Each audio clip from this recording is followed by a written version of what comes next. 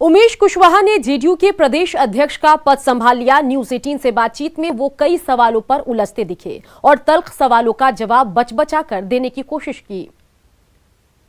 इस वक्त हमारे साथ मौजूद हैं जेडीयू के नए प्रदेश अध्यक्ष उमेश कुशवाहा।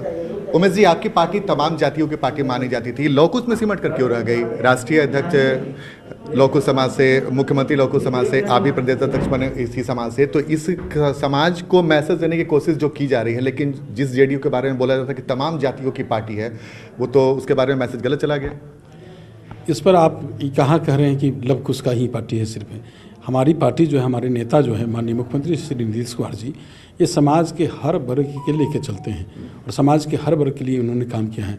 लेकिन कहते हैं ना सर कि तस्वीर झूठ नहीं बोलती। तस्वीर तो सामने दिख रही है ना, पार्टी में 3 बड़े पद होते हैं, तीनों पे लवकुश समाज के लोग हैं।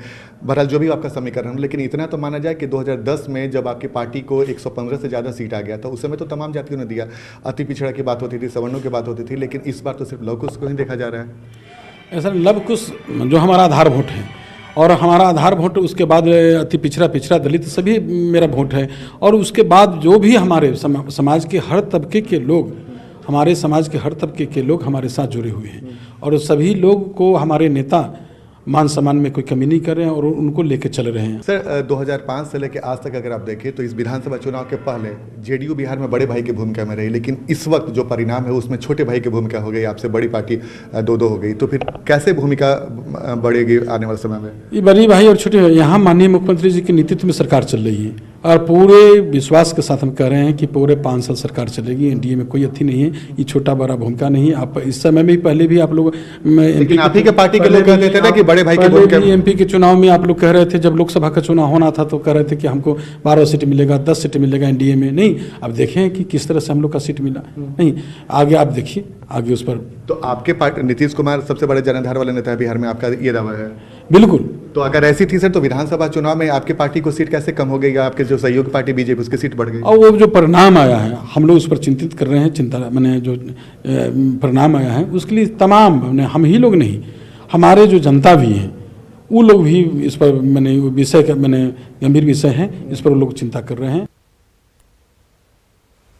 राजधानी पटना के मनेर थाना क्षेत्र में गंगा नदी में लाल बालू की अवैध खुदाई हो रही है। दिन के उजाले में अवैध तरीके से सरकारी खजाने पर डाका डाला जा रहा है। बड़ी बड़ी पोकलेन मशीन लगाकर गंगा से बालू निकाला जा रहा है।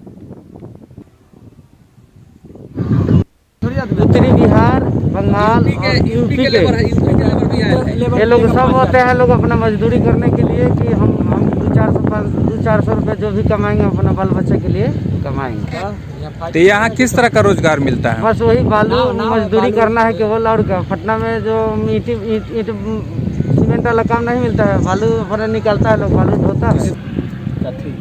एक नाव भरे में बालू 1000-1200।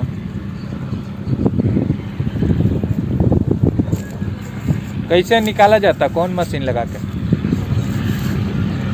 मशीन होगा, चोट नहीं थी। कौन मशीन? नाम ना है आता है यहाँ पर। कहाँ से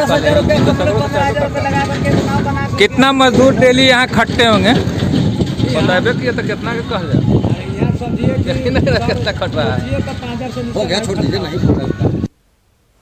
अवैध बालू के काले कारोबार में एक ट्रक चालक की जान जाते जाते बची। कैमूर में अधिकारियों की नजर से बचने के लिए एक बालू लदा ट्रक तेज रफ्तार से NH2 पर यूपी की ओर जा रहा था।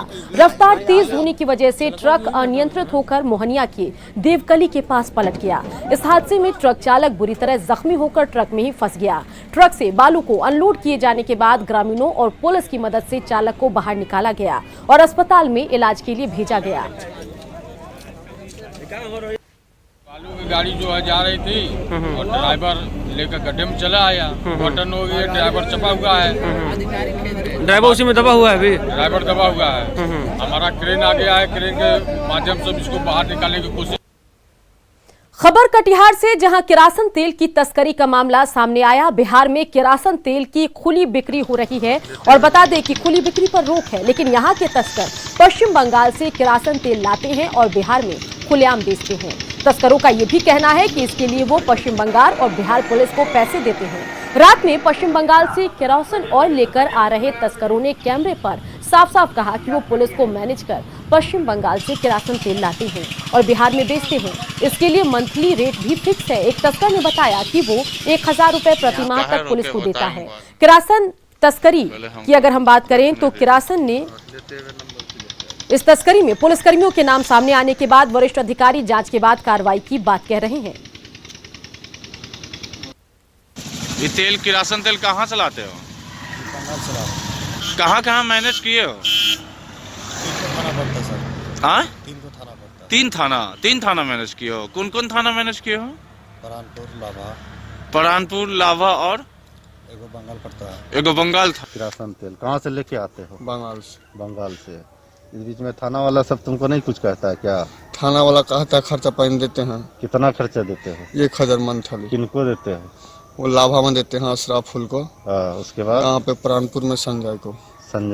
हाँ, इस संबंध में चूंकि बंगाल और बिहार दोनों में एक राज्य, अलग अलग राज्य है और बॉर्डर है, तो इस तरह की काम कभी कभी होता है जो जाने अनजाने में हो जाता है। उसमें मिली भगत अभी हम नहीं कर सकते, लेकिन इससे पूर्व भी इस तरह की बात आई थी तो हमने जांच किया था। तो वहाँ जो रोशना ओपी में जो होमगार्ड बॉर्डर पर था उसकी ट्रांसफर हुई थी।